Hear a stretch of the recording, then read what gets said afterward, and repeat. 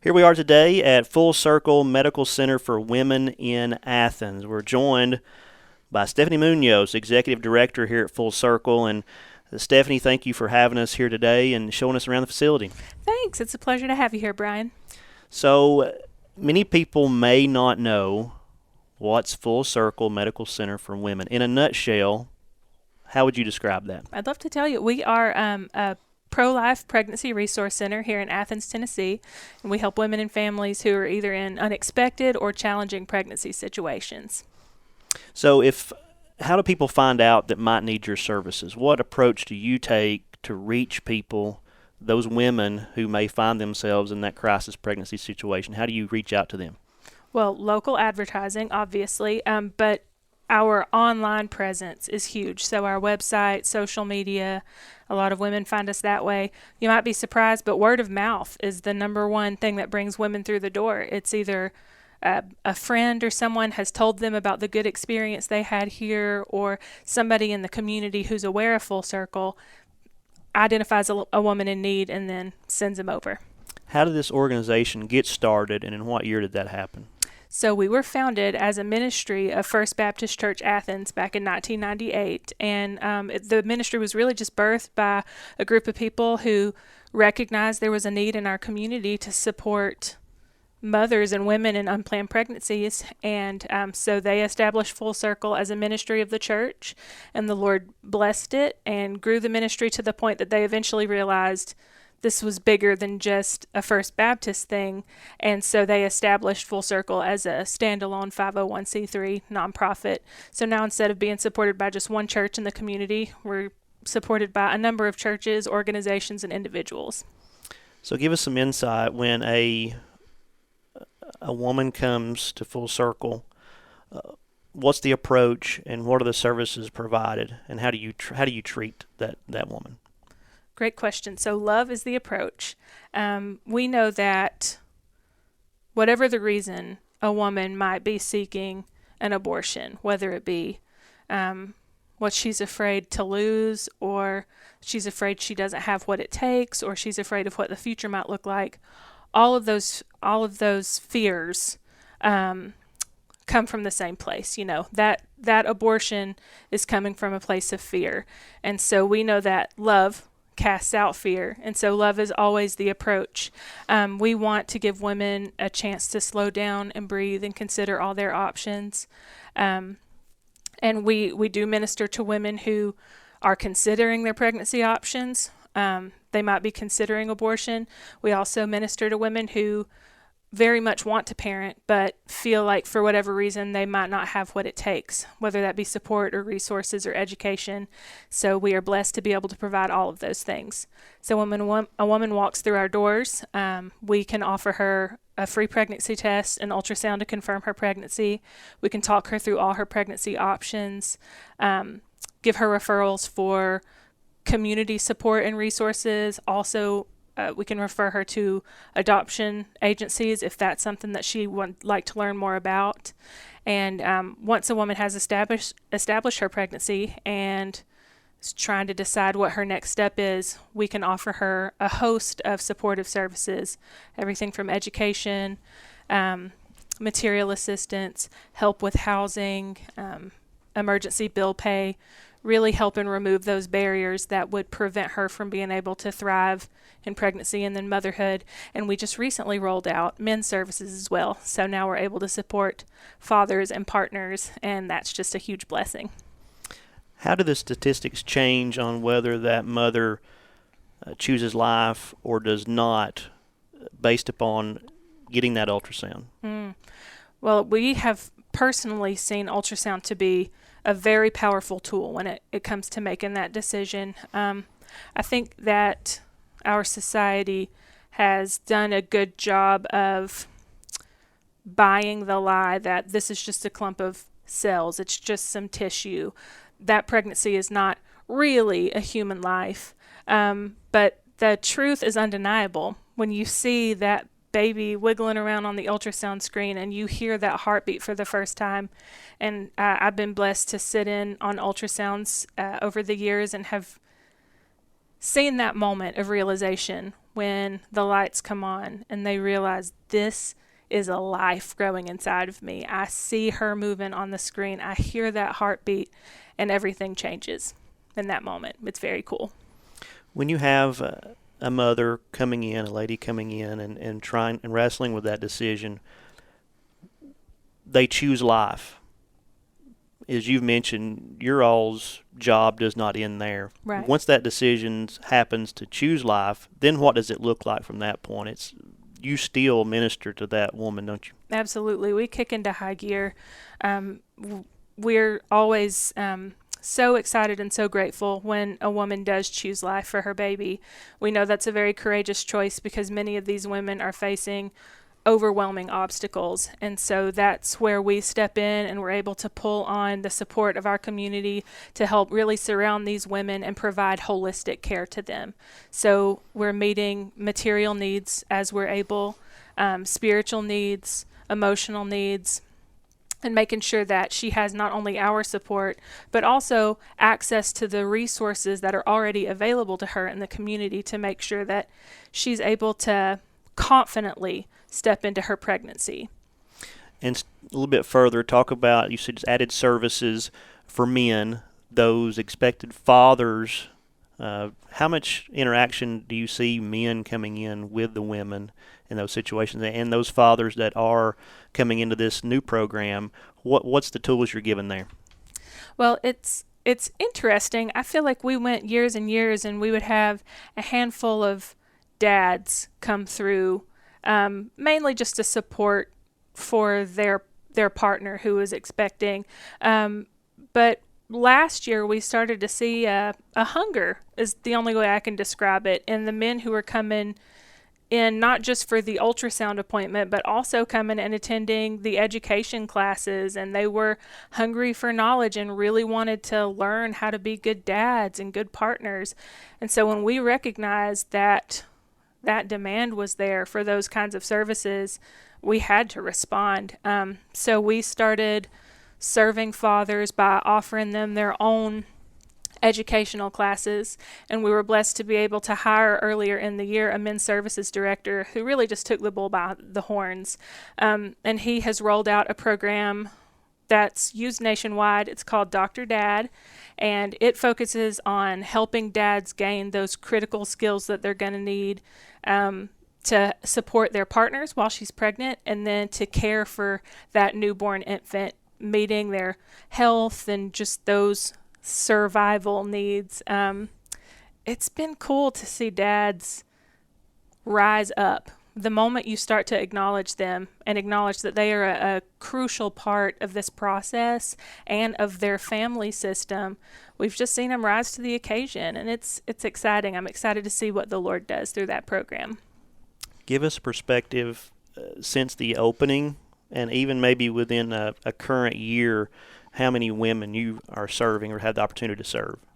Our numbers have exploded. We served 300 unique clients last year. Like 98% of those were women. I believe we served 5 men last year.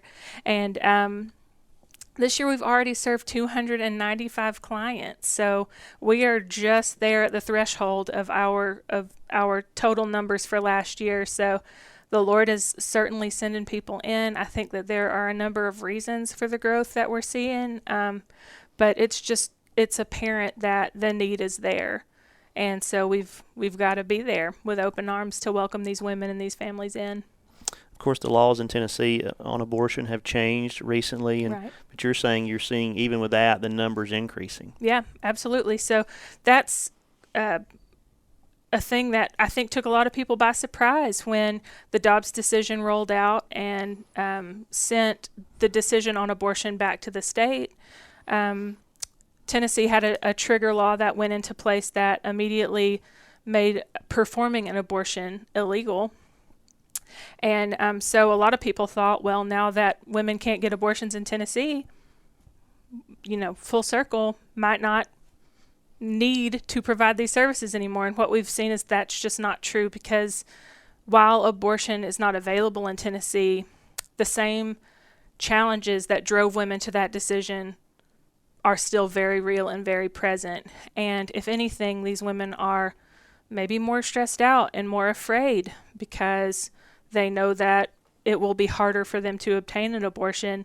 And our hope is that every woman would choose life, because we know that life is sacred, but also because we don't want women to go through the pain that inevitably follows that decision.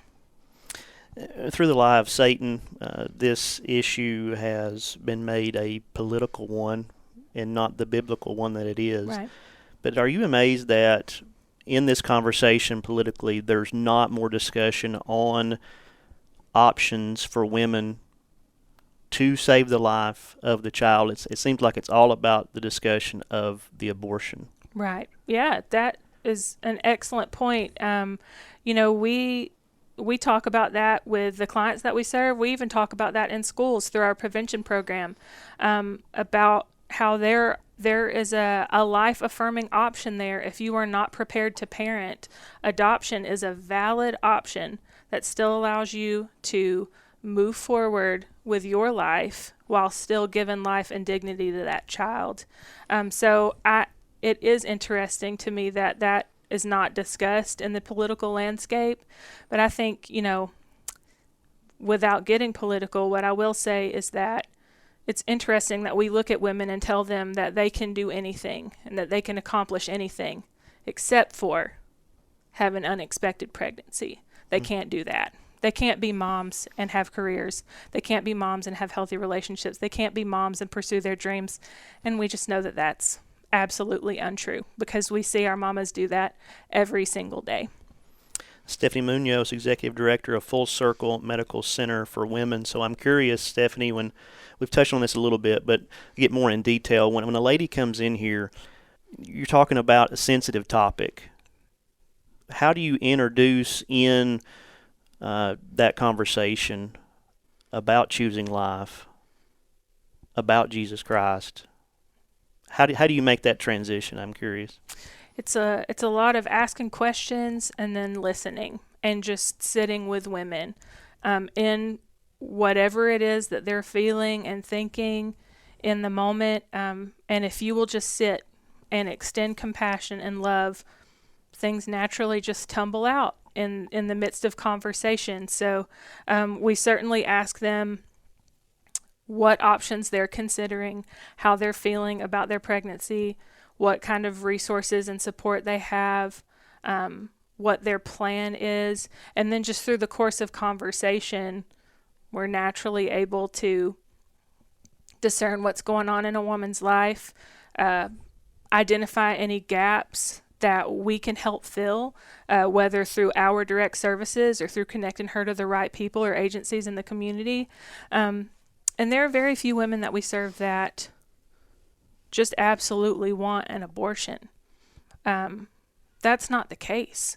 Women just truly feel like they don't have other options. So we're blessed to be able to provide them with those other options and offer them hope that they didn't know was there.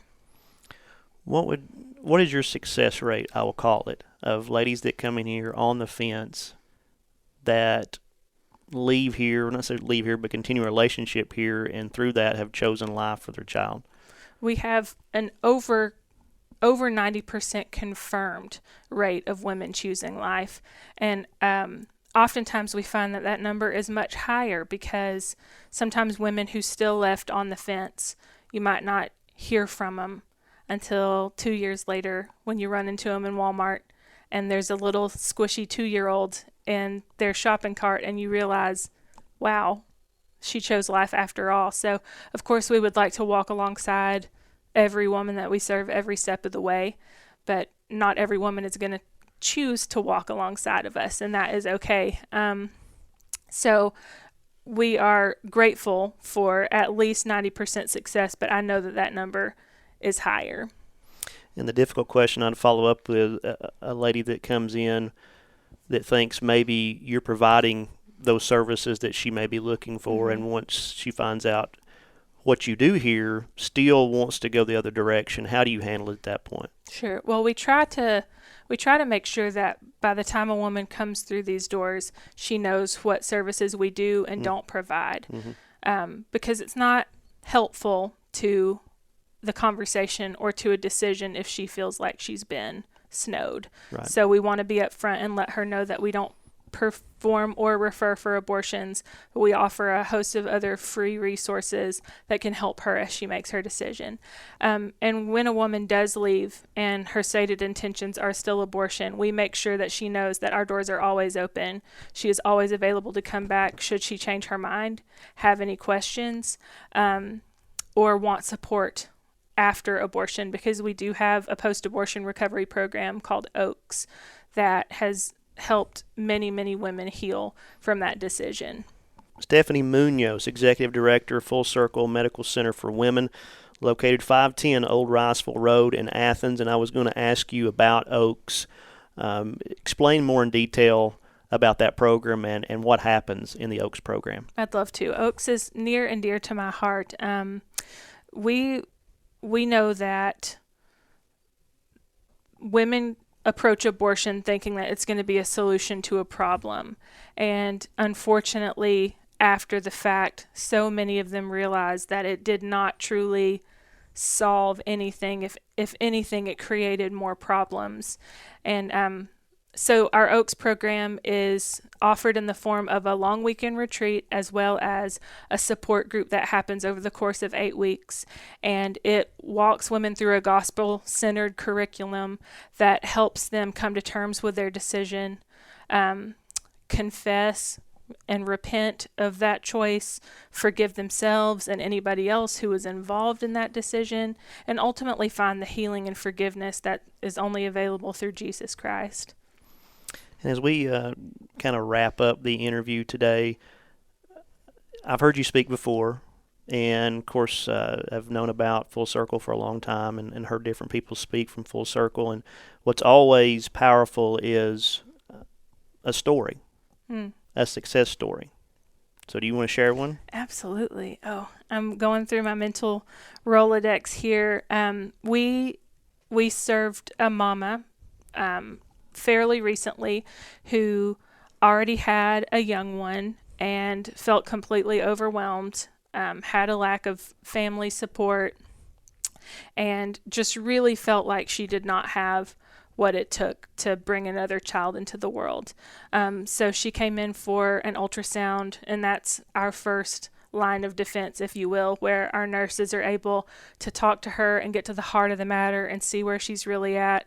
And what it came down to was, again, like I said, she truly did not want to end the life of her unborn child. She just didn't know that she was going to be able to give that child the life that it deserved. And so we were able to encourage her, let her know the support that was available to her.